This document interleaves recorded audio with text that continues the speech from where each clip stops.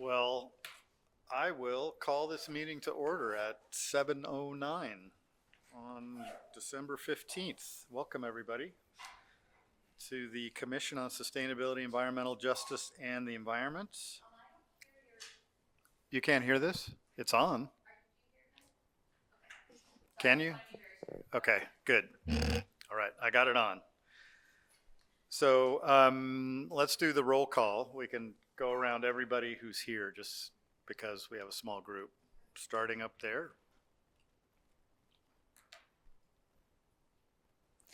Aditi Buzzgeed, City Office of Sustainability. Clove Galilee, Office of Sustainability and the Environment, City Manager's Office. Teague Waybright, Community Garden Program Coordinator, Office of Sustainability and the Environment. Alex Tower, Commissioner and Co-Chair. I think you're Vice Chair. Dean Kubani, Chair. Susan Mearns, Commissioner. Ashley Olson, Commissioner. Olivia Walker, Commissioner.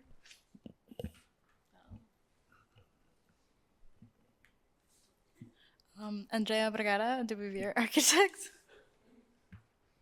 Isabel Duvivier Architects and Verdant Venice Group. Judy Abdo, not a commissioner. All right. And Rob Lempert, Commissioner. All right. Glad you could join us, Rob. Thank you. You raced over from your other meeting. Thank you. Thank you for doing that. Okay, well, we've got a small group and a small meeting tonight with just 2 items. We do offer public input for non-agenda items, if anybody has any. Doesn't sound like we do. Do we have any public input for our agendized items? All right, we're clipping right along. So we've got 2 items. The first is community gardens, our past, present, and future with Teague Waybright. So take it away, Teague. Give me a second here. I know you're a little further along, but let me make sure I get this set up.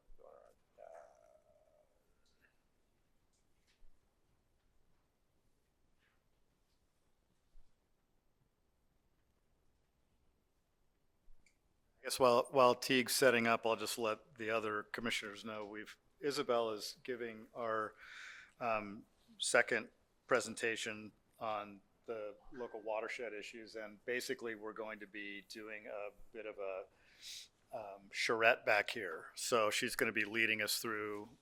So it sounds like it'll be a brief presentation at the beginning, and then we're going to be up drawing pictures on maps and things like that, which will be kind of fun. So it'll be a little bit different meeting tonight, and it should be great fun. And we can see that, so you can take it away whenever you're ready, Teague. Okay, if everybody can hear me all right. First of all, so my name's Teague Waybright. Thank you, commissioners, for having me tonight. It's always a pleasure coming before you. I know we came a few years ago. Let me just give you a little bit of background about the Community Garden Program, how we became part of this group. The COVID pandemic hit, and we used to be part of Community and Cultural Services, and that when COVID caused some downgrade of personnel, we got moved into the Office of Sustainability and the Environment, and thus are here presenting here. And so purpose today really is just to kind of do a couple things. And Isabel has a very important presentation that she needs your advice on, so she's asked me to make sure I get through it. It's enough time for her, which is great. And you all have probably heard much of this before. But really, there are 3 basic needs for humans, right? There's food, water, and shelter. I think we have a lot of conversations about water. We certainly have a lot of conversations about shelter. And I just sometimes feel like our conversations about sustainable food systems haven't been kind of at the forefront. So first and foremost, we want to just make sure you all are aware of the robust community garden program that we have that's been continuing to expand. We would like for you all to consider some additional conversations about what a sustainable food system would look like in Santa Monica. You all are much smarter than me sitting up here, and so would lean on your expertise for helping us consider what it would mean to sustain our community better, and not by like buying produce and relying on outside sources. Like, what would we need to do in case there's an emergency to help kind of support our people? We have, you'll see the next two, and I got this a little bit late to close, but as the airport comes open, I know there's a lot of asks for a lot of different things. It is quite a unique opportunity for various programs and projects. And our team of Community Garden Advisory Committee and leaders put a letter of interest in for 20 acres of that to be used for urban agriculture in a variety of ways. You'll hear from me shortly, but we have an 1,100 person wait list for a community garden plot. Constantly people wanting to have access to growing some of their own food or having their hands in the soil. And so, you know, it's a pretty easy implementation, right? There is not a great deal of infrastructure, but so asking a lot, including orchards and things spaced here and there, but those are wildflower meadows and all those other things. So it isn't, you know, we're not just talking like community gardens that have people renting their own plots. And so, you know, would also like to kind of toss it out there as an idea of taking that airport and developing a farm on it and growing food for our residents. So that's just a conversation starter. So just a reminder what community gardens are, and that's a nice little logo. We have a Santa Monica senior, Sahana Lindsay. Yes, ma'am. On your previous slide, it was 20 acres and 10 acres. So we asked for 20 acres for urban agriculture implementation, but we would like a farm of 10 acres. So total ask is 30. Total ask would be 20. 20. Yeah. Okay. Okay.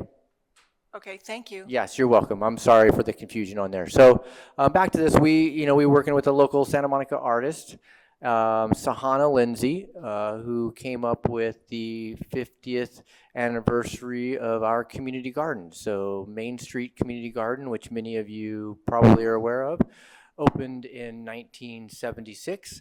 And on that drawing, you can see little words where the gardens are. So she did a really nice job of putting in native plants and native insects and doing it so that you'll start seeing this.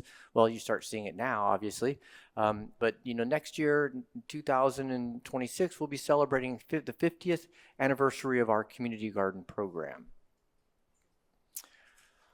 So writer Anne Raver wrote a long time ago that gardeners, scholars say, are the first sign of a commitment to a community. I'm involved in community gardens because it is a powerful, powerful project for communities that have received less representation. It is a great way to take ownership of land, but also just to kind of create a sense of community within that neighborhood, working together in land. That plot right there that you see is Chris Gutierrez. She's not here today, but she would be. She's very much a partner in crime with me, trying to get more gardens in there. Quick environmental benefits you all should know. Habitat, we capture significant amount of rainwater. You know, hundreds of thousands of gallons of water are captured in our community gardens and school gardens. So, you know, they are just our little, where we have it divided up in plots. We also consider church gardens to be community gardens and school gardens to be community gardens. So anywhere that people are working collectively is a community garden. Food transport, you know, we're not waiting for that lettuce to come from Salinas on a truck to be brought down here and then put into storage and then brought out and all of that thing. So, you know, it is local produce, obviously. Food waste recycling, we could be better. We know that as Santa Monica, but having more space in urban ag space, certainly up at the airport, would allow us to do a large scale composting process. And then many of them are forever green spaces, right? If you have an empty lot, and you have a choice, if you ask the neighborhood if they'd rather have, you know, a green space that could be there in perpetuity or a building that would go up, I'm pretty sure I know what they would ask. You can always pave over, I guess, grass or a garden, but it's really challenging to take down buildings and kind of go the opposite way. So other community benefits, gardens just traditionally across the United States increase property values, show a reduction in crime, and increase community engagement. The charrette that we did with our 19th Street steering committee brought people to sit across the street from each other that had seen each other walking dogs for 10 years and never said hi. And now they are helping develop the programs that are going to be coming into 19th Street, which is fantastic. Gardens also, obviously, local food production, but just the mental and physical plant therapy. Chris on the left, always smiling. The second picture is a community harvest donation. So a couple years ago, our gardeners decided we needed to be better resources for our community.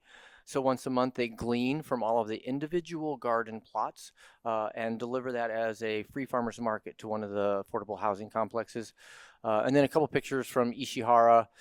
The one on the right, it's the lady in yellow's 80th birthday party. And she chose to spend it with her friends at the Ishihara Park Learning Garden. That's where she gets supported. So history, we're going to go all the way back to the early 1900s. World War I was kind of coming in, but as you all know, the Los Angeles County was huge in agricultural production. Gardening was part of the schools, and the war gardens were coming into place. Santa Monica High School students at one point planted 10 acres of produce. And I'll talk about our 7 community gardens that sit on less than 1.5 acres, so very heavily divided. But it was a massive push across the nation to support the community by growing their own food. It's always interesting that it's such a drastic event that really causes people to start focusing on growing their own food. It gets lost very quickly. So that was early 1900s. Working on that. World War II came around. Same thing. They just called them victory gardens, but there was a push for all of the vacant lots and all of the unused, what could be community resources, to be turned into community resources for the betterment of what we felt was important. And LA County up until the 1950s was heavy in agriculture. We were the top producer. So there is a significant history for agricultural production down here. Little dig, unfortunately, at City of Santa Monica. We had a tremendous number of people that lived where we sit now that were basically homesteaders, had chickens and peaches and beehives and grew their own produce and shared it because they were poor. And that was when, there was a big push for, as I say, I'd sing it if I could, but they were paving paradise and putting up parking lots. And that civic center has sat unused for many, many, many years. And I just can't stress the importance of where we have these spaces of turning them into a resource. And urban agriculture seems to be a very quick and easy, cheap little setup. It was in 1976 that a group of, should we call them gardening guerrillas, convinced the city to take over that space down at Main Street. 1976, that property value is, I don't know, probably $25 million at this point. But it really started with 60 original garden plots. That guy on the left, George, he wasn't quite one of the originals, but he and Chris Gutierrez and Randy Ziegler, Sean Nadery, have really been down there for about 40 or 45 years. And, the push for them is always that, these individuals have their own space for such a long time, but in truth, they've been stewards of the community and of public land for 40 years. They have cared for a piece of public land and shared their produce and their wares with the community. Sure, they do benefit from it, but there is no other program in the city where they are physically caring for our land like they are at our community gardens. We now host an open house workshop there every second Saturday, have a monthly harvest donation program, work with Eagle Scouts and corporate work days down there, and at some point would really like that parking lot that's adjacent to it turned into a maybe water catchment system and educational garden. It was 1976, 86, 96, 2 decades later, that the city of Santa Monica stepped in for developing the OGs at Park Drive. So 20 years later, we built original 10. It was another decade after that the city expanded both Park Drive to bring it to about 39 individual garden plots, again, rented out to residents. So if you put your name on the wait list, you just had to wait. No opportunities to participate. In 2006, the city also added in a small little park at Euclid Park. So 8 in-ground beds, 3 ADA accessible garden beds, woman in there, Kaya, with her wheelchair. Local Spanish school takes over a couple of the garden beds, and we have a small little composting operation in there. It's tiny, 1,200 square foot, small little garden, but beautiful. It is a place where many of our low income residents kind of grow their own food. So we're fortunate to have them. Took another decade before we opened our 4th garden. At this point in 2016, the wait list was approximately 750 people long. And Ishihara Park came online in February of 2017 as the first garden that did not have individually rented plots. So it is only communal growing. There is a group of individuals, many of them directly live across the street, that participate in it. 9 raised garden beds, a small little citrus orchard that now has a volunteer citrus care crew or orchard care crew that meets monthly to kind of handle that. Those trees, they're picked by the community. One of the big concerns about putting in fruit trees was that there would be dropped and rotten fruit. We cannot even get a lemon to get ripe before that sucker gets picked from that garden. It also offers a volunteer work days, Mondays, Wednesdays, first Saturday, third Saturday, does a community composting program. Processed roughly 8,000 pounds of green waste through there last year. Tomato tasting competition, soil building workshops, you name it, we got it there. All the food is grown and distributed right back into the community. So that garden alone produces about 3,000 pounds of food in about 1,000 square feet of growing space. So that was 2017. We then kind of got on a roll. We kind of moved into OSC, and that really, Shannon Perry, our Chief Sustainability Officer, supported the program and helped us kind of start move things along a little bit. So we had received funding a little bit before COVID, and then we just kind of hung on to it and installed a tiny little garden at Marine Park. I think it opened in 2023. We did a little bit of a hybrid at this point, so went to some raised garden beds for individual plot holders because we have a really long wait list. And then also, due to the success of the Ishihara Park Community Garden, did a little communal area so we could ensure that the neighborhood would have access and that community members could come in and have workshops. They now have an event on the 4th Saturday of every month, hosts the local preschool that does walks around the community garden. It's right down the alley from Marine Park there, hidden. They leave the gates open, and it seems extremely secure. So that's 2023. In July of this year, we were given the opportunity to start a tiny little garden. Notice I keep saying tiny little gardens. Tiny little garden right adjacent to the Miles Playhouse with the revamping of Reed Park. So we worked with, we have a group of fellows from the California Climate Action Corps. They designed a pollinator garden. So it's a pollinator demonstration garden. It has some raised garden beds and some in-ground planting. Still a little bit of a work in progress, but we were able to plant, I think, 12 additional fruit trees in there. And the goal is to work with the programming both at the Miles Playhouse so that their groups have access to that space. But also to try to start working and engaging with some of the members who live in the park on a regular basis and seeing if we can't engage in them in a different way by allowing them to enter the gates and assist us with growing some of their own food and trying to start learning to feed themselves a little bit. Delicate balance, as one might expect. And then this year, I guess next year in 2026, we'll be, finally opening the 19th Street Community Farm. It is a small space just north of Pico Boulevard on 19th Street, 2018 19th Street. The front, which would be to your right, is going to be a kind of a community meeting area for workshops and presentations, and they're hoping to have parties and all kinds of different things. And then the back 2/3 are dedicated really for growing produce, at least for the start. It is going to be completely community managed.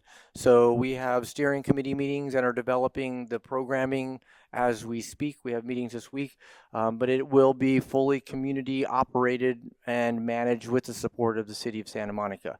What it looks like when it opens and what it looks like 10 years from now will probably be significantly different. But it is a super little project that we're excited to have. So just a quick 2025 in a snapshot. 145 rented plots, 10,000 square feet of growing space. We grew communally 15,000 pounds of produce. We distribute seed packets everywhere we go, vegetable seeds and native wildflowers, and handed out somewhere in the neighborhood of 10,000 seed packs. It's really hard to figure that one out. We have 5 volunteer work days each week. Some get canceled, but 67, 2/3 of the days of the year you can come volunteer for us. And they put in 4,500 volunteer hours. And I mention that because Main Street has stuck around with like public land stewardship, and giving the community an opportunity to care for public land really does make a big difference. So we're up to 1,100 residents on a wait list. And for this year, for the first time, we had a pop-up Dios de los Muertos altar, which was great. That's Martha down below. Her son passed this year from ALS, and so she decided around Halloween to make a contribution to remember him and members of the community at Ishihara that have been lost. These are just giving you some ideas of like what we're running at our garden. So community garden potluck, Friendsgiving, toy drives, morning with the mayor, coffee with a cop. We try to cover all the bases and encourage people to be out in our gardens as much as possible. A reminder that the city of Santa Monica is not the only garden program in town. So urban agriculture has really taken on, some other programs. Growing Hope Gardens near the Virginia Avenue Park. There's a CCSM building that's going to be retrofitted, I think, for earthquake safety. They have a small little space there. Will Rogers turned a parking lot into a farm for themselves, bottom left. Upward Bound on Yale and Santa Monica. Roque and Mark, a local realtor, has their land farmed, and that food is given to their families that are struggling with homelessness at their Upward Bound house. And then the Rainbow Garden down on the right-hand side is a 4th in Montana. Some of you may have seen it. Privately owned, but fully philanthropic.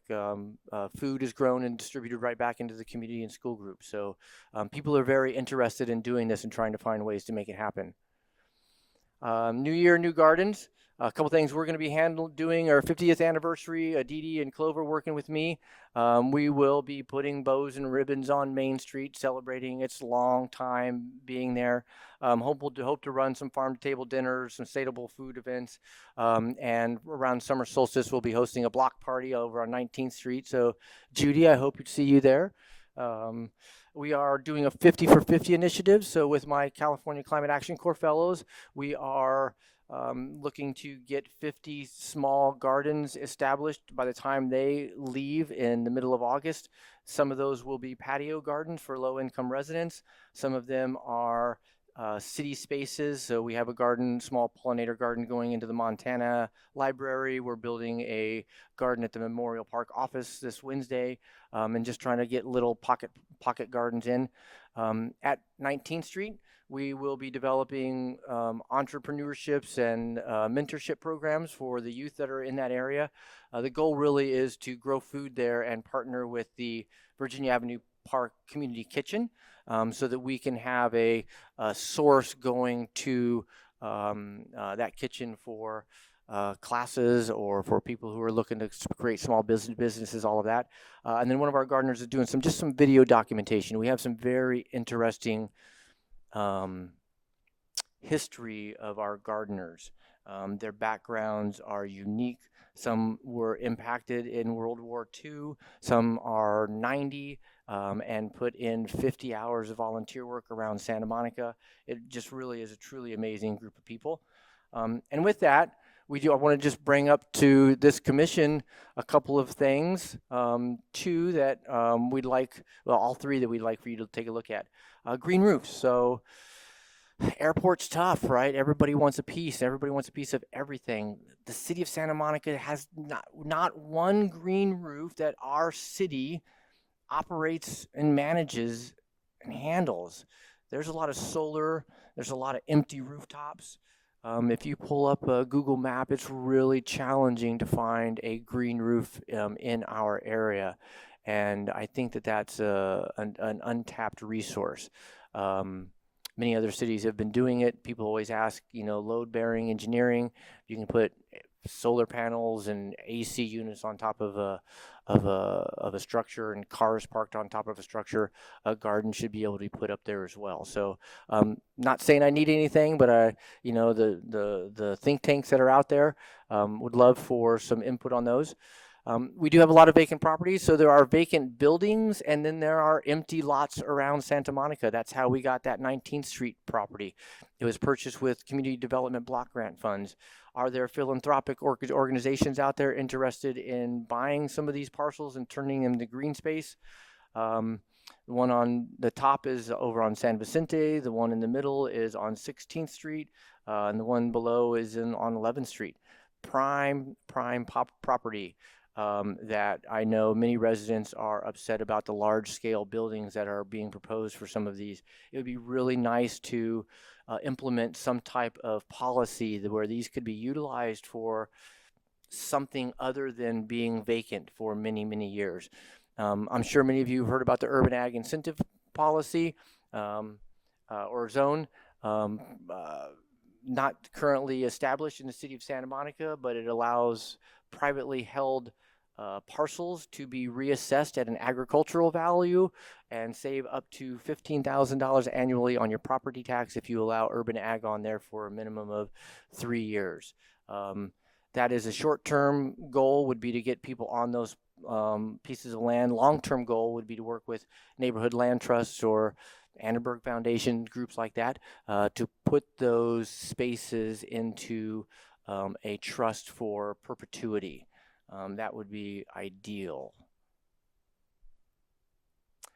So then I just leave you with this last one, kind of as we start talking about the Santa Monica Airport conversion, and I know it's really been ongoing. There's a lot of conversations, but I just my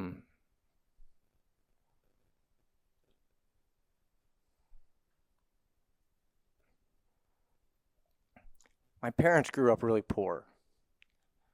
And it's hard for me to see people struggle with food.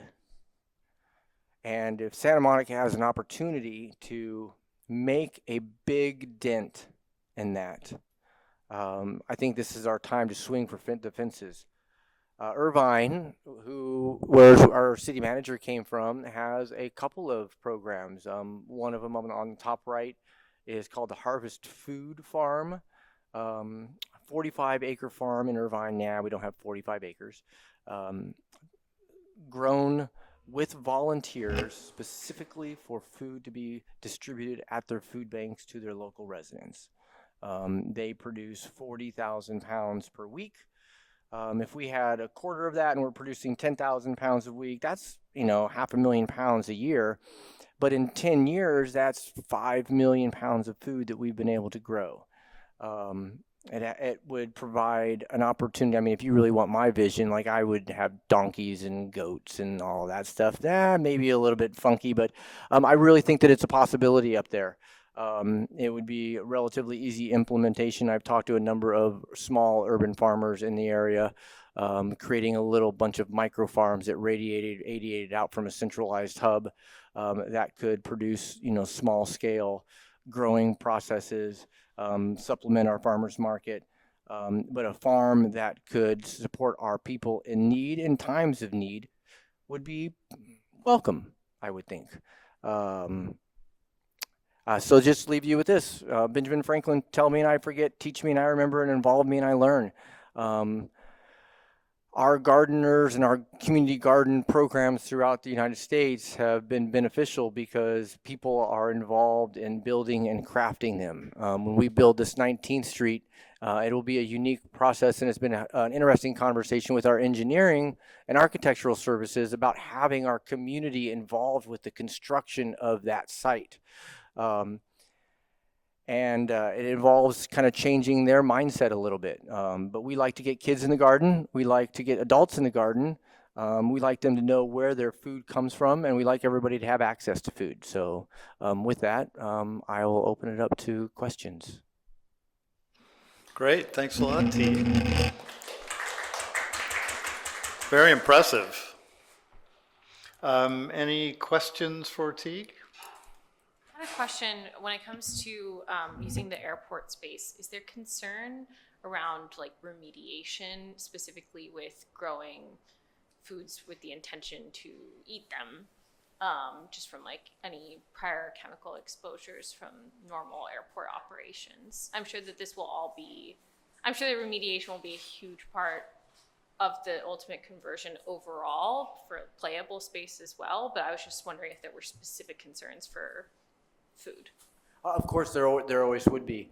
I think wherever you grow a space, and Isabel would certainly agree with this, it's important to know what's in your soil prior to putting it in. So, remediation practices may have to be done regardless, and if we were to be putting in food somewhere, we would like it to be in the least contaminated spot as possible. So if we could call that area, that would be great. We do recognize it causes some potential concerns, so yes. Why don't we go with the commissioners first, and then you can. Are there any, this is such a great program. I learned so much tonight from this, and it's just fascinating, and this seems like these are equally on the level of like a library in our city. The value of them, clearly. What are, other than obviously property value and profit, but are there any other obstacles that you face when setting a new garden up? Those are pretty big obstacles, the property value and profit of the land, but is there any other opposing forces to why we wouldn't push for more of these around our city? So depending on where you're talking, if you're talking in current public spaces, adding my program in may take away space from another one, right? So, do we want to remove recreation opportunities or just general sitting around in a park areas? So, maybe we look at, already cared for public landscaped areas that they may be willing to trade, or not trade, I'm not giving them anything except less access. So, but really finding the space is the hardest part. That makes sense. Like you fight with compete with the recreational planning committee within the city, right? Yeah, like public landscape isn't eager for me to tear up their grass. The AYSO parents aren't eager to give up their playing space. The dog walkers don't want to give up their playing space. The picnickers don't want to give up their playing space. And so finding those less used spaces and trying to get into them would be key. As anything within the city of Santa Monica requires conversations with multiple departments in a variety of manners, shapes, or forms. We have one employee for the city for the community garden program, and you're looking at him. It is with assistance from these two, from the 20,000 hours that our gardeners put into their gardens on an annual basis. They are the ones who run our volunteer programs. They are the ones who are tending to our volunteer work days. They are the force behind it. So I think for what we've grown a lot as far as like programs, but we just don't have a size, and it's challenging for me when we get so many people wanting to volunteer for our programs. I don't really have the room for them right now. But if we did have a large-scale operation, we certainly could have the room. And so that's why we talk about like rooftops. Like let's go there. That seems like an opportunity that we've been missing. So Susan, then Rob. Thank you very much for the presentation. I have a question why it's limited to just 20 acres of the airport, because that's a 200-acre project. So was there a particular reason why you're setting your sights so low? What's wrong with 50 acres? Well, I mean, I certainly could add that number. I mean, I would ask for the whole thing if possible, but I think we're trying to be somewhat reasonable and in our request. I thought people would be like, what are you talking about with the 20 acres? But you seem to be like, it should be higher. Yeah, why not start with 50? 20 would be something you could compromise with, a farm. Well, I was honestly starting with 20, thinking that I would compromise with 5. So I'm gonna have to raise it up a little bit. I'll just say this, like,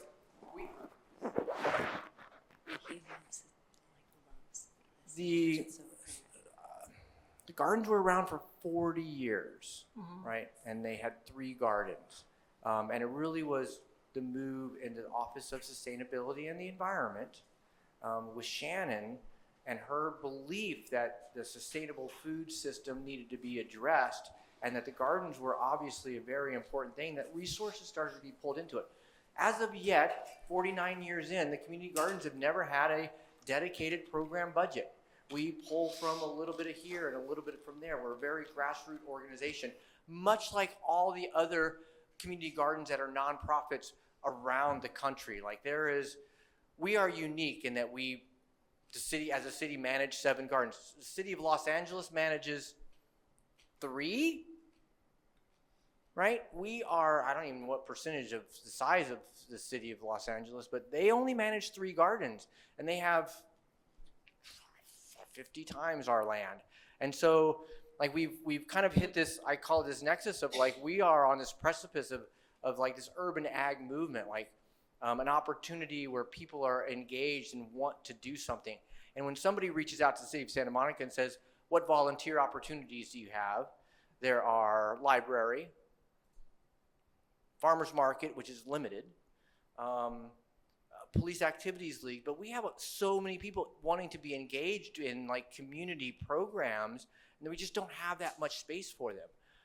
So I think what I'll do is change this to ask for 50 and hope for 20. Is that what I'm hearing? Yeah. Yes. So I have another question relative to the private properties that were identified as vacant and or empty lots. So because they're private, they're going to have to be purchased. Is my understanding correct? That would be one opportunity. So has the city looked into exercising eminent domain? I mean, are these public nuisance properties? I have not looked into that yet. So what is the range that you're looking into? So purchasing is probably would exceed your non-budget budget. So are you hoping they would donate it to you? Are you hoping to get grant funding? A little bit of everything. So again, my focus, really has been on, since I was hired in early 2016, so got Ishihara up and running, turned in Marine up and running, have Reed Park going, and have 19th Street coming online. So there's always been something else kind of coming on. And as you know, so 19th Street was purchased with community development block grant funds, in that Pico neighborhood, those funds could potentially come available. Well, we paid $1.8 million for it, right? That's a challenge. So what I think the easiest way on those private properties is to provide those property owners some type of an incentive for somebody just to get on that land. So if they were to get a tax break per se, could that be incentive enough for them to allow that land to be used for a community garden for 3 years? If we could get on there, then we can start, also while we're there, start having those conversations with LA Neighborhood Land Trust or any of those. I certainly keep an eye open for those like procurement grants. They don't come out very often. I'll just say that. So we don't. And then getting in touch with the property owners proves, it takes some time to kind of work through there. Is there any state funding that's available for community gardens? There randomly kind of comes and goes, and when we see grant opportunities, we certainly try to go after them. We've written 2 recently, one to the U.S. Council for Mayors to support the 2 years of implementation of the 19th Street project. It would also fund some fruit tree delivery programs and some other things, and there's a smaller grant that we're looking for as well. So we actively keep an eye out for those. But it sounds like what you would benefit from would be a continual source of funding. Always. Yeah, Okay. always. Yeah, you're welcome. Thank you. Well, thanks so much. This was great. Could you talk a little bit more about, sort of how you see the big goals of the program? I mean, you talked some about food security, but there's like way too many people in Santa Monica to get most of their food from the land we've got. So, I mean, to what extent are you trying to, make it possible for those people who really want to get, most of their food from the land? To what extent are you trying to, touch huge numbers of people so everybody gets a little? To what extent are you trying to, inspire people to grow stuff on their roofs or balconies or yards? Or, I mean, how do you conceptualize what you're doing? I think that's a really good question, and I'm always just like, if I go past a barren, empty lot, like I just see a garden, right? It is hard for. I think we try to really encourage our residents to find a spot, right? And so this 50 for 50 initiative of like putting out these little pollinator gardens is one or like these little, handing out barrels is one way, is trying to get everybody to understand that doing their little bit of part, much like diverting your organics, right? Like everybody's got to have a little bit of a piece. We are never going to feed our entire community. It's just not possible to do it. But if we chip away at it a little bit at a time, that's great. The issue for me is like, okay, I get a new garden and it's 1,000 square feet. It's like it's like the size of this room is the space that I get. Like I can't do much with that. Like with a 50-acre parcel, say a 20-acre parcel, like it really can make a significant difference. And I think that the more we can teach people about the effort it requires to produce your own food, that carrot that you're eating took 3 months to grow from seed, right? We also then reduce food waste, right? We have people picking and eating what they have. We lower rates of pre-diabetes. Like it provides us with that big education opportunity that most people don't, right? And we talk, there's food deserts all over South LA and all those, and we don't necessarily really have those. But there are certain areas in our population that are nutrient poor, we'll call it, right? And so even to the extent of, for us,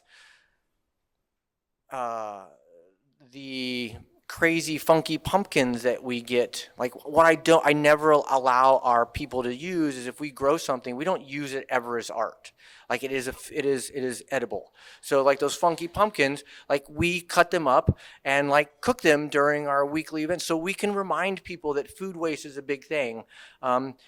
also working with Karina, like, is there a way for us to like do this education to try to get people to reduce their food waste? So if you understand that the effort and sweat and labor that really comes with your food, maybe you treat it a little bit nicer.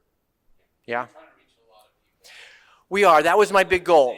When I first started, like, we had those 3 gardens and we only focused on those who had residents. But you'll see, like, every weekend of every Saturday, either every Saturday or Sunday, but every weekend in 2026, we have an event somewhere at a garden, at a school, or at a church going on. Every single Saturday, we will be in the community trying to educate people about the importance of growing your own food and pollinator plants and native plants. We being very generic and not including me all the time. Let me be clear on I'm going to that. ask a tough question, Wait, and I know. Alex Oh, sorry, actually I has one, apologize. and then we can go back to you. Sorry. Jeez. Such a rowdy Okay, bunch. so this, going back a couple of years when you were here last, you said that the waiting list was, on average, people had to wait about 9 years to get a plot. You mentioned tonight that the number of people on that list has gone up to 1,100, and we have a few more plots. So I'm curious what the wait list is like.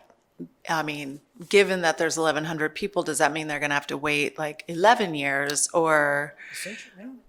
They want their individual plot and they want it with the city of Santa Monica, and like with me, that's how long they have to wait for their individual plot. Okay, so when you opened Marine, how many plots are in there? 9? 13 rented. Okay, so you were able to take 13 people off that Correct. wait list.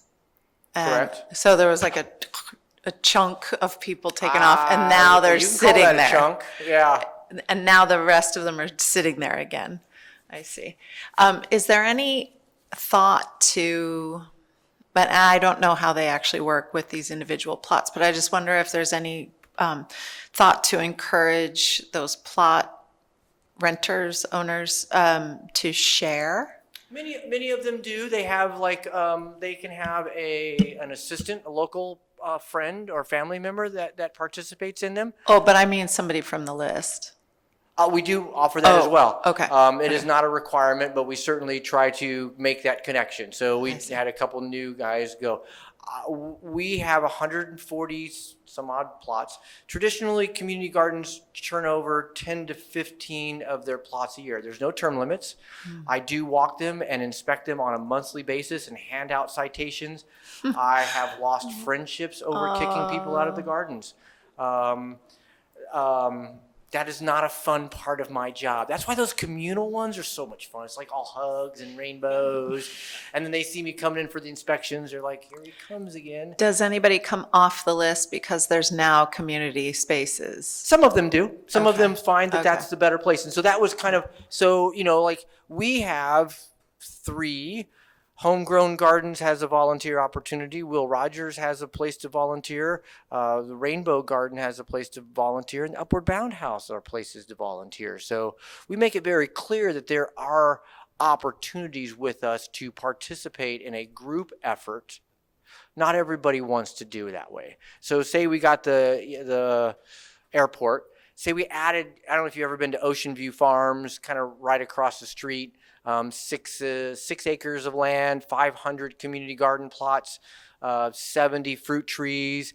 They process 300 tons of stable waste a year into compost for their facility, but it's all run. They only turn over about 50 community plots a year. We get on average 120 new applicants for the wait list on an annual basis. So even if I turn them over on every year, like all 140 of them, we're at a 10-year wait list, and it would be almost a 10-year wait list regardless of what I did with what I have right now. So that's what I'll say. I will say those conversations that people finally getting them are fantastic. Have And you I ever can only been- go about 5 more minutes because Okay, I I apologize. want to make sure Isabel gets her time Okay, this is here. gonna be a tough question because I know there are variables, but let's say somebody has a old parking lot or a rooftop and they say, okay, you can use it for this many years. Do you have a roundabout estimate? And I'm sure, again, depending on the design, of how much it would cost to set up? Not thinking about rent or property or building or whatever, but just the setup and cost associated, like by square foot or something. Yeah, I mean, Isabel may be able to pop in on this one, but the biggest costs are going to be water, getting water access, and fencing and or security. Like we don't really need electricity, don't need major plumbing in there. I've done, if you had $25,000, you could probably get a functional garden in a space. The important thing to recognize is once you get it in there, and if we could move to community gardens, perhaps having a nonprofit associated with them where they could constantly raise funds, because that is a restriction on the city of Santa Monica, right? We don't all get to raise funds against each other, so that is an option. You can, the garden doesn't have to be 19th Street where we're putting $1 million into it.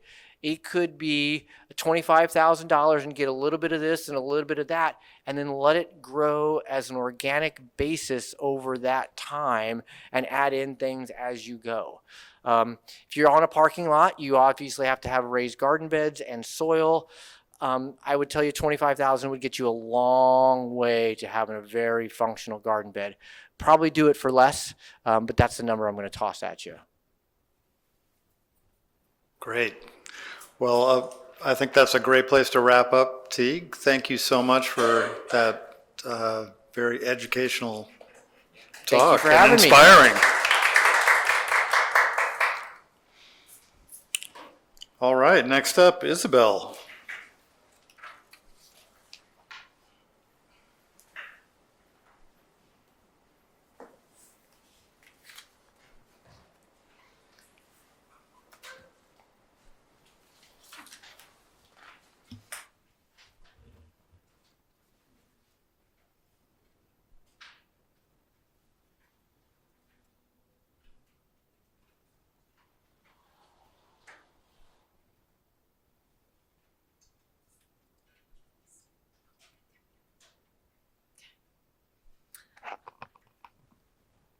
You're tall. Hi, my name is Isabelle Duvivier. Thank you for letting me speak today. I have a long history in Santa Monica. I was raised in Ocean Park, went to Samo High, JAMS, and Santa Monica College, and I've worked with Dean and Alex. I worked on the Santa Monica and Bionda Watershed Green Map. I love Santa Monica, but I live in Venice. Most of this presentation is prepared for other people, not like you. You guys are super knowledgeable, but we've prepared this presentation to go around the town. We got a Safe Clean Water grant to do public education around Measure W. You may not know, but there's $350 million a year that's collected by LA County to do watershed projects in LA County. And that money goes across the entire city. So the purpose of the education grant was to educate the public about that opportunity. That's money, that's a parcel tax that we voted on many years ago when we voted on Measure W. So what my team is doing, and I'm here representing the Verdant Venice group, which is a tree group that we founded. What we're doing is we're reaching out to communities in Venice. But in the process of doing that, we realized that actually the biggest contributor of pollutants in the water in Venice is from you guys in Santa Monica. So that's why I'm here. But I just, I wanted to remind you that we do have a lot of shared history. Like I said, I grew up in Ocean Park. I now live in Venice, just adjacent. And so I feel a strong connection, and I think we are really connected together. This is what's considered the Bionda Creek watershed. So it includes Santa Monica and also all of the subwatersheds that drain directly to the bay. But remember, historically, a lot of these watersheds didn't drain directly to the bay because we have these barrier dunes that protect the bay from water that's flowing downhill. So a lot of times the water would come downhill, it would hit the barrier dunes, and then it would travel south to the Ballona wetlands. So that's specifically true of where I live. I'm not really going to go over all of this with you guys today. Like I said, we've done this presentation at elementary schools, at the Venice Skills Center for people who don't speak English as a first language. We're going to be giving it to the Venice community, business community in a couple weeks. So these people don't know a lot about water and hydrology. So Verdant Venice Group is who I represent. We have now over I thought that said 5,000 members. We have over 100 members. We've got gardens all over Venice. We've planted over 700 trees. Last weekend, we were working in an oak woodland that we planted at Penmar Golf Course. And these are all the various partners. In fact, we worked with the City of Santa Monica's urban forester a few months ago, working on the interface between Santa Monica and LA, which is kind of a no man's land, where there are trees that nobody claims. And so we worked with Robert Castaneda trimming those trees. It was kind of a nice joint venture. So we work with a lot of different agencies. Our goals, like I said, are to plant trees, but also native understory plants, because we acknowledge that trees do better when there are plants growing adjacent to them, next to them, contributing to the soil health of those trees. And we do this principally because we're really motivated by the fact that we're a biodiversity hotspot. And the one thing I really need to point out to you is that little circle there, that little red circle. As you can see across the country, those are all counties, those little boxes. In each county, most of the boxes say 0 in them. As you get closer and closer to the coastline, the numbers get bigger and bigger. When you get to LA County, there's 437 species. Those are the numbers of species that are endemic to that county. That means those are the number of species that exist only in that county, nowhere else on the planet. So all of the Midwest, it says mostly 0. There's a few 1s in there, but as you get closer and closer to the coast. So we're very motivated by the rich biodiversity that we find in our county, and being a coastal area, then it's even more different than stuff that grows near downtown LA. And then this is what brought us to the water grant. We have 700 trees that we planted over 7 years. They require watering, and these are the ways our membership water our trees. We're just a ragtag bunch of people running around with buckets, and yet we see this water coming down the street all the time from all different sources. Some of it is from underground pumping of parking garages. Some of it is from people washing their cars. And so we thought, well, let's figure out how to tap some of that money.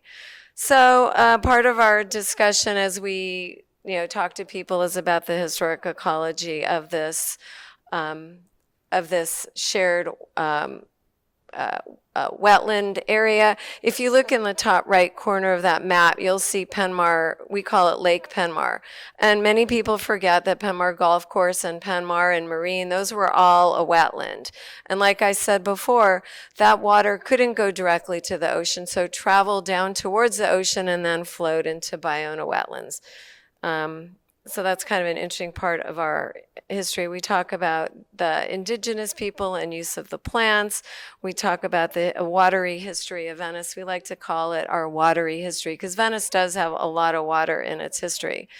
But actually, so does Santa Monica. Oh, this is the last one. Santa Monica has some interesting water stories that we've started collecting about, like Santa Monica Canyon, where there was some major flooding. There's an amazing opportunity under Penmar Golf Course that runs down 17th Avenue or 16th Street. There's the ravine where I remember when Dean worked at the city, we talked about putting a park over the 10 freeway where basically there was a ravine that went out to the ocean. We talk about our water supply. I know you all know this, but we get water from really, really far away. And I'm going to kind of jump through this because what I really want to do is get to our maps. And and you all know what a watershed is and how we use our water. And you also all know that unlike New York City, we have two separate systems. We have a sewer system and a stormwater system, whereas in New York, it's all combined. So that means that when it rains, because we have such flashy weather, when it rains, that water rushes to the ocean and it comes from Santa Monica, rushes through Venice, and then when it gets to Venice, it kind of stalls out because Venice is low and flat. So when you look at the Venice maps, you'll see people's comments are, you know, when it rains, there's flooding here and flooding here and flooding here. But when you look at South Santa Monica, because it's all very hilly, the water really rushes away from Santa Monica pretty quick. And so this is the Rose Avenue storm drain. It's very polluted. It's constantly running. LA County does all kinds of weird things with it where they close it off, they open it up, they close it off, they open it up. And then this is the watershed map that I'll be having you work on. This is the entire watershed that our community is addressing. So the stuff that's up at the top, the green stuff, that's all in Santa Monica. And then all the purple stuff is are the smaller subwatersheds in Venice. I live in the Oakwood watershed, which is a really teeny little watershed, but that's where I swim. And then you know, and like Lincoln Boulevard goes to the Thornton subwatershed. So at first you think, oh, that's a small watershed, but it's draining all of Lincoln Boulevard. That really sucks. We talk about groundwater also because in Venice, groundwater is very, very close. So any building that has a subterranean garage has to pump water up. That's beautifully pure water that they then pump up and stick in the street, and then it gets polluted as it goes to the ocean. Open space, you know that Venice is park poor. And then we plant trees, and this is what we do. We plant trees to promote biodiversity. And then I want to get to some of the interventions. So swales and curb cuts are some of the ways that we can slow the water down. Santa Monica does a really good job at it. I mean, it's funny coming to talk to you because you guys are a model for what can be done, what has been done. I'm constantly coming to Santa Monica, taking tours of Ozone, Navy, and the green streets there, Ocean Park Green Street. On the map that we made years ago, we had all of the stormwater infiltration on site. So you are such a model. So it's funny coming to you. But these are examples I show in LA where it's not so easy to get this stuff done. And these are some of the things I'm hoping that we can contribute to the map. This is a school I did in Venice where we added rain tanks and put permeable pavers and eco rain boxes in the middle of the campus to divert the stormwater. And then these are, you know, great green streets, which you guys don't really have such a great green street, but maybe one day you will. And then stream daylighting. I'm hoping we can talk about what would it take to do that at 16th Street. These are the Westwood Greenway, really great project. I'm sure most of you have either been there or know about it, but it's a really wonderful place to go where a bunch of community activists got LA San to daylight a storm drain, and now it's a really beautiful place with native plants. And then, you know, Teague was asking me about what could parks do to collect stormwater, and I had to say to Teague, you know, our parks do so much for us. We can't keep making our parks collect everything, do everything. We need to look at parking lots. We need to look at roof buildings. We need to look at the hardscape surfaces and let the parks do what they do so well. And of course, I'm so disappointed, Alex, that we didn't get those sand dunes done in Venice. But we're hoping that in Venice we can do more of that and follow you guys in that. So basically what I'm here doing and, you know, trying to go around the different communities as we're trying to make water more visible, make people understand water. These are the first images is a water wheel I have at my house that takes stormwater and it turns really fast when it rains and then it spills into a swale. And then the middle one is Lady Bird Johnson Foundation, which if you haven't been to, it's in Austin, Texas. It's really remarkable. They've got cisterns and these overhead waterways that carry water across the site. And then that last image is so cool. It's a building in Germany where they've really overemphasized how water travels from the roof to the ground and made it very poetic. So that's pretty much it. We're doing some workshops. Oh, sorry, I'm looking at the wrong slide. These are other solutions that we can talk about when you look at the map. Mulching is super basic. Adding native plants, bulb outs, these giant rain tanks like you see in Seattle. That blue tank is from Seattle. And swales. And then we're doing, a couple more workshops with the business community at Rivian, which is actually where I saw Alex present once. And then we're doing a couple other workshops and hoping that T can connect me to some other people in the community.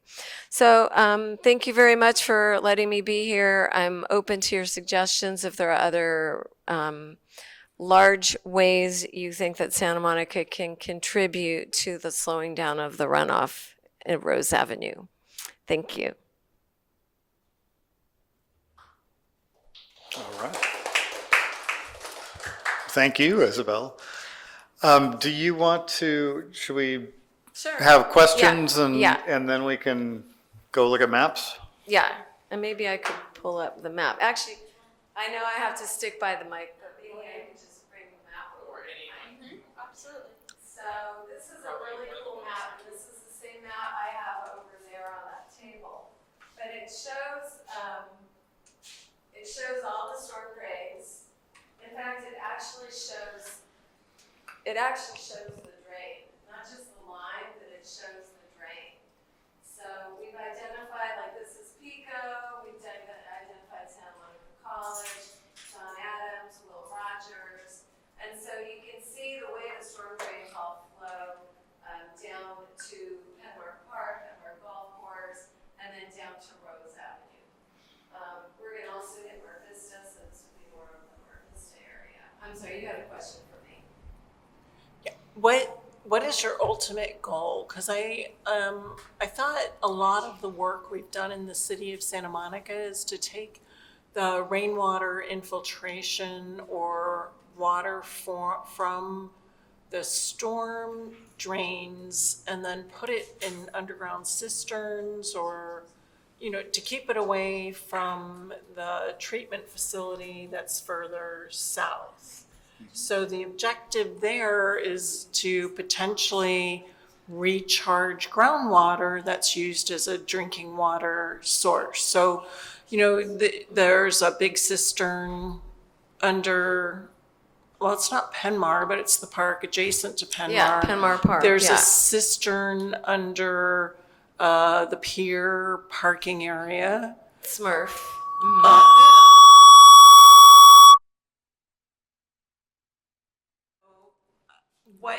What do you, so you don't want the water to drain into the ocean and you don't want the water to drain into Venice. Where do you want it to go? What is the end use of the water that you're envisioning? Yeah, I think that's a really good question. Thank you for that. If this area were the way it used to be, the water would drain to the Ballona wetlands, and there it would sit, and it would create habitat for wildlife, and there would probably be insects, and birds would flock there. But now we've moved everything around, and Rose Avenue is an artificial storm drain that takes water from the upper areas, and it takes pollution with it. So I guess the main thing is it's not the water that we're wasting. Yes, we're wasting water, right? We could be storing that water. Every home could have their own cisterns and store that water and use that water instead of taking water from the Sacramento Delta or from the Colorado River. But really, the other main thing we're trying to do is get the pollutants out of the water so that people who are swimming at Rose Avenue, like you have the same problem at the Santa Monica Pier, one of the biggest problem Santa Monica has with ocean water quality is figuring out where the pollutants are coming from at Santa Monica Pier. And one way to address that is to slow or stop the water from coming and infiltrate it. Now, you can't infiltrate it everywhere because some areas like Venice are very clay. So you can infiltrate a little bit in Venice, but not a lot. Like I have a swale, I have a rain garden, but it's not as satisfying as uphill. And I don't know what the rules are in Santa Monica about storing water in a rain garden, but it's really about having dialogues. The purpose of our grant is to manifest ideas and to have those ideas go before the Board of the LA County and LA Sanitation, or in this case, it would be Santa Monica, and come up with project ideas like the 16th Street stream is, or Penmar Golf Course. We talked about having a lake and a stream at Penmar Golf Course. So did I answer your question? It's really to slow down the water, to infiltrate the water, to reuse the water. So, if the water historically flowed to Ballona wetlands, and one of the concerns is to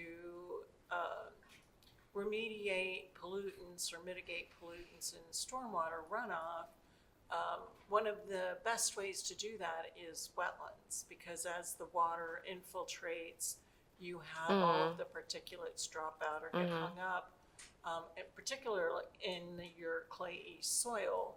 So have you thought about sort of an aqueduct, for lack of a better word, or some sort of infrastructure that would take all that stormwater from Rose and actually get it into the Ballona wetlands area? I don't know how you would disperse that, because you don't want to have a giant pipe gushing water into the wetlands, which would be detrimental to the wetlands. You want to have it being dispersed as if it was a delta almost. But it seems to me that's a potential to deal with the particular water issue at Rose. Yeah, I think that's an idea worth investigating. I would argue that when you look at the map of what the Ballona wetlands used to look like and what it is now, the capacity isn't there. So basically we're manufacturing wetlands. Like one of the ideas that they came up with in Venice was to have an estuary at the end of Rose Avenue, to have all of Rose Avenue be a green street with a swale, kind of like in one of the pictures down there, one of the pictures there. So really to find places to do that, but distributed, not at the Ballona wetlands. Because the Ballona wetlands is pretty much built out. It's at capacity. But I think that's exactly right. On the map, Teague and I drew an artificial wetland somewhere. I can't remember where it was. It actually might have been up in Clover Park or somewhere. Right. Well, and actually that's one of many recommendations for the airport conversion, is to include ponds, wetlands, streams, water capture, treatment, and storage up there, which is big. What I was going to suggest is, and I don't know if this is helpful to you as far as mapping, but the city has a number of requirements for new construction and for also upgrades that require people to put in rain gardens or any kind of BMPs to capture and put rainwater in the ground as opposed to in the street. So there are literally thousands of properties, and I believe that the city has a GIS database with all that stuff in it in all the different parts of Santa Monica where people have done that. My house has a cistern, and I know there are all the new properties are required to basically put water in the ground. Is that useful to you for this I mean, is it useful to know that or to know where those are, or is that too Yeah, much? I think, no, I don't think that's too much at all. I mean, we're going to take project ideas and then do a very light, we're not, the steps go that if you float a project, which we may or may not do, if you float a project, then it goes through a technical review by engineers that review it for, but I think what your data would be useful for us is figuring out where the projects would be the most beneficial, where there's the greatest amount of stormwater that's actually leaving that neighborhood. Some neighborhoods that have a lot more development, new development, have cisterns and stuff, so they may not have as much runoff as some of the older neighborhoods or more developed. Like actually the office park up on Ocean Park, where there's just a lot of concrete. That might be a great opportunity to have big interventions that prevent the water from leaving way upstream. But I think it may not be as interesting on a, I mean, I think it'd be interesting to draw it on a map. Yeah. Yes, to take a GIS map and draw those dots. And I'm glad Santa Monica still has that program, because you know, LA just last year stopped that program. So I'm an architect and I no longer need to put cisterns on the properties we're developing, and it really broke my heart. And I know that a lot of us, including Mark Gold, are trying to win that back, that fight Right. back. Well, maybe yeah. that's something that can, show what could be done in Venice again, maybe.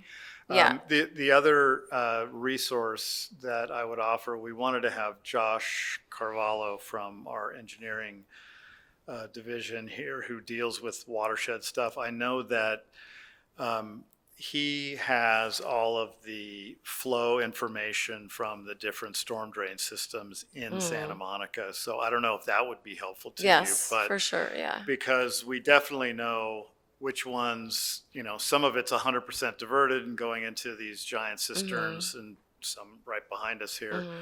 But others, and particularly on the southern boundary of Santa Monica, there's a lot less of that. But you could definitely see which ones are the higher flows where there is more of an opportunity. So that I wish she was here tonight, but I'm sure we can hook him up with you Okay. so that he could literally give you those maps Yeah, and kind of flow rates of the different storm drains that we've got. yeah. Alex? Thanks, Steve. Thanks for your presentation. Can you hear me okay? Yeah. Okay, so I'm thinking about that space between Ashland and Marine, from Lincoln all the way to Airport or to Walgrove. And I live right in that area, so when it rains, it's like torrential, I mean, it's just like gushing, and trash bins are getting taken away and all kinds of stuff. And so I've often thought about that space around the golf course that has been fenced off, and has been that way for years. I mean, are you talking about Frederick Park?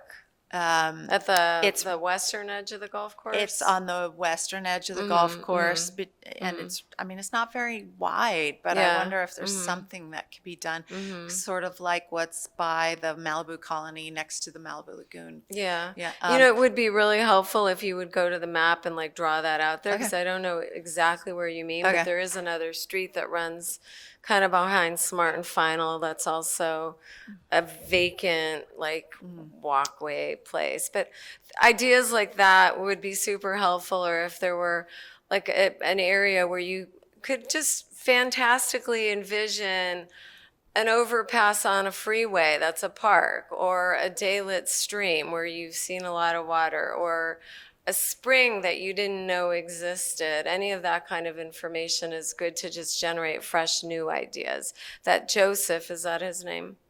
That Joseph, the guy from the city that you were going to, Josh, yeah, that Josh may not know about. He may not know about a stream somewhere in someone's backyard that flows only when it rains, or so any of those kinds of ideas would be also very helpful. Thank you. Hi, I met you actually at the documentary Cigarette Surfboards when you Oh, were there, okay. Oh, right. meeting people. Hi. Hi. So has there been any restoration of wetland? Like there's some proper in the Mm. broader LA city and county, there's been projects Mm-hmm. with pretty successful restoration of wetlands. Do we have anything like that that reflects actually like a true restoration in process instead of like a concrete filled? Yeah, there's been not in our community, not that I know of on the west side, besides the Westwood Greenway, which could be considered kind of like a wetland. I mean, they don't function like a natural wetland would. I mean, the beauty of the Ballona is that it's an interface between fresh and saltwater, but there are parks that have been built inland in Los Angeles that have little lakes that kind of function a little bit as a stormwater treatment facility. I don't know. I think the tricky part about a wetland is it's messy. Right. And we don't like messiness, and people don't like mud, and people are difficult. You Yeah. know, like we plant native plants and they don't like it when they die, and it's like, sorry, plants die and then they come back next year, but it's like, but it's ugly. So a wetland can be ugly when it doesn't have water in it. So then the trick is, how do you keep water in it, and then is it actually functioning like a wetland if it's always wet? But I'm not an expert on the topic that you're asking me, so. Well, I was just wondering if we Yeah. had any on the west side. I mean, I know of some really successful projects like DreamWorks up in Burbank. Like they did a proper restoration so that it could be more functional. Yeah, well, like MacArthur Park. I mean, there are a lot of like lakes, and I can't remember the name of the really great park in East LA that they built that has a lake in it that's having some problems being maintained right now, but there are some examples. And I used to be on the Clean Oceans and Beaches, chair that committee. So I know we were working on feasibility studies for going on 4+ years for different catch basins and different options for at least for larger debris, right? Not literally the water quality contamination. But what I find really interesting is that Rose Avenue's water quality or ocean water quality actually is better than Santa Monica Pier Yeah. water quality. So I find that Everything's better than Santa Monica Pier. I mean, Pretty much Santa Monica literally Pier everywhere, is, yeah. it's. And have you seen any kind of debris catch net systems that have been deployed outside of Santa Monica? Like, have you seen any in any of the storm drains? Have those kind of infrastructure improvements been made anywhere? Do you know?